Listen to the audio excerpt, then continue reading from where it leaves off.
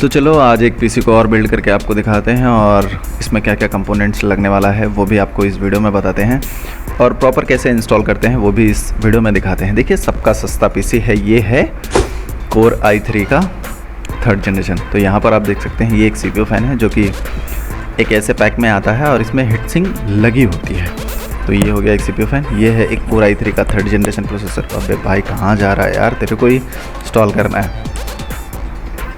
तो आप देख सकते हैं, मैं आपको इधर देखिए इसमें इतने नंबर्स लिखे हुए हैं कि कुछ समझ में नहीं आ रहा है, बट है तो कोर i3 का 3rd जनरेशन। आप देख सकते हैं यहाँ पर क्लियर है।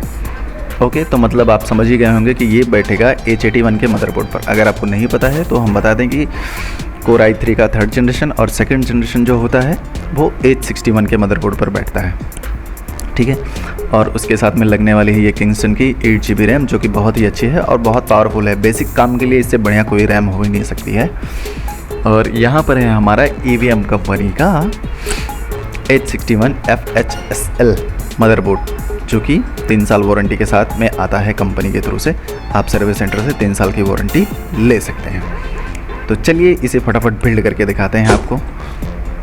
यहाँ पर आप देख सकते हैं, तो स्टेप बाय स्टेप मैं आपको दिखा देता हूँ कि इसमें क्या क्या चीज़ें लगने वाली हैं और कैसे फिट होती हैं चीज़ें आसानी से। तो ये बैग्स को ओपन करते हैं हम, बॉक्स को, और आप देख सकते हैं इस बॉक्स के अंदर से हमें क्या क्या मिलता है वो भी आपको दिखा देते हैं।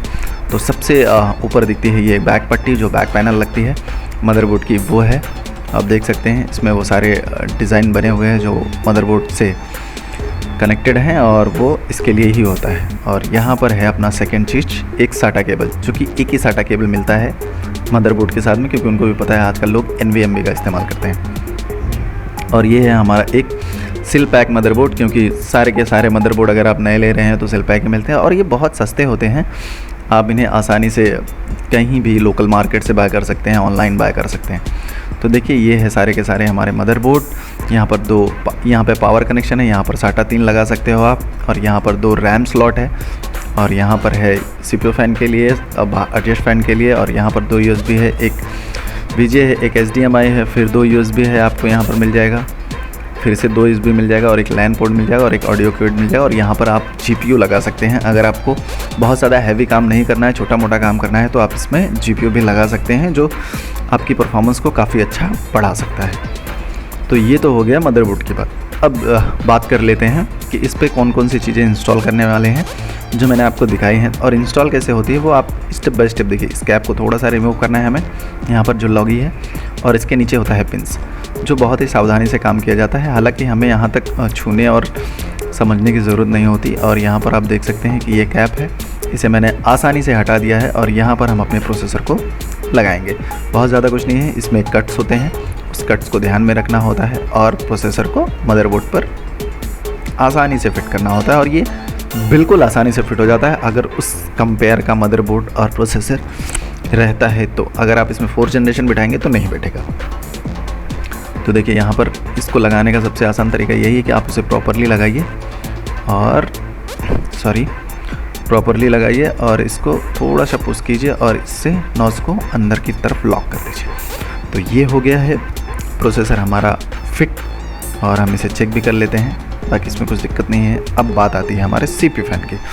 तो देखो यार, CPU फ़ैन में बहुत सारी क्वालिटी आपको मार्केट में मिल जाएगी, तो मैं चाहूँगा कि आप बेस्ट क्वालिटी का लें, क्योंकि ये सबसे अहम पार्ट होता है कि हमारा CPU कितनी तेज़ से रन करेगा। और इस पर देखो हीटसिंक पहले से ही लग के आती है, आप देख रहे हैं हीटसिंक लग के आती है। जब भी आप नया CPU फ़ैन लेते हैं तो इसमें हीटसिंक लगी होती है। अगर आप कोई सेकंड CPU फ़ैन किसी से बाय कर रहे हैं या किसी ओल्ड PC से निकाल कर लगा रहे हैं तो आपको हीटसिंक की ज़रूरत पड़ेगी।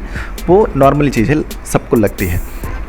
तो यहाँ पर हम इसे फिट करते हैं और इस वायर को उसी तरफ रखते हैं जिस तरफ ये प्रॉपरली इसके केबल्स कनेक्शन फटाक से हो जाएंगे। तो इसके ये एंटी लॉक होता है, और एंटी लॉक फिक्स करने के लिए बहुत ज़्यादा चीज़ों की ज़रूरत नहीं पड़ती है। आपको थोड़ा सा घुमाना है और इसे लॉक की तरफ फिट करना है और इसे पुश करना है। पुश करने के बाद ही ये लॉक हो जाएगा ऑटो।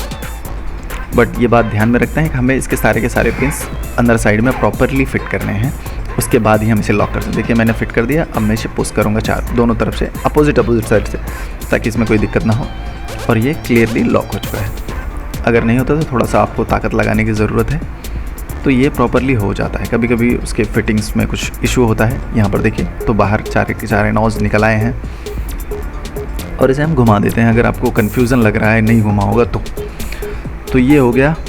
अब इसे मैं छोटा कर लेता हूँ। मैं मोस्टली हर वीडियो में बताता हूँ कि इसे छोटा करके इसलिए रखा जाता है ताकि ये कभी इन केस फ्यूचर में कभी CPU फ़ैन के ऊपर ना आए। बहुत सारे लॉक भी होते हैं, आप उस केबल के थ्रू उसे अलाइन कर सकते हैं, बट अगर आप इसे साइज छोटा करते हैं तो बहुत बढ़िया होता है। तो ये हो गया हमारा CPU फ़ैन डन। ओके, कैसे लगाते हैं वो भी आपको पता चल गया है। तो ये हमारी 8GB की किंगस्टन रैम। चलो इसे भी फिट कर लेता हूँ और आपको इसके आगे के भी प्रोसेस को दिखा देता हूँ।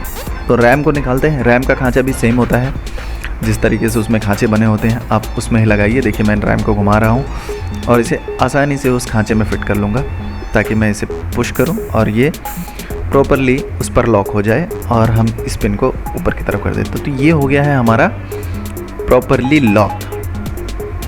अब बात आती है कि ये प्रॉपरली सेटअप हो चुका है। इसमें पावर कनेक्टर्स लगाएंगे और हम इसे विंडोज़ इंस्टॉलेशन के लिए रखें। कैबिनेट में मैं बाद में इंस्टॉल करूँगा, सबसे पहले इसमें विंडोज़ डाल लेता हूँ। तो देखिए हमने वहाँ पर ही अपने SMPS को रखा हुआ है और यहाँ पर हम सेटअप कर लेते हैं।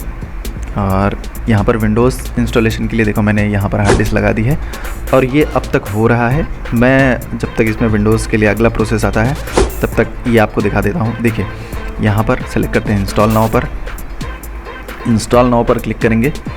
उसके बाद ये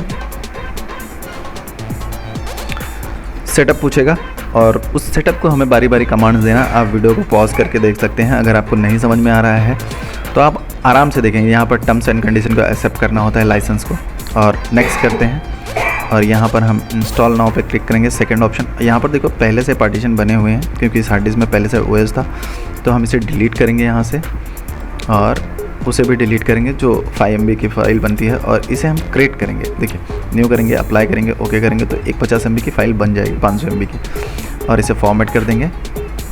दूसरे ड्राइव को हम नहीं छू रहे हैं क्योंकि इसमें डेटा है। उसके बाद नेक्स्ट कर देंगे। तो देखिए अब ये विंडोज़ हो गया है इंस्टॉलेशन चालू। कुछ देर ये विंडोज़ इंस्टॉल होने में लगेगा 5 से 7 मिनट। तब तक हम वीडियो को करते हैं फॉरवर्ड।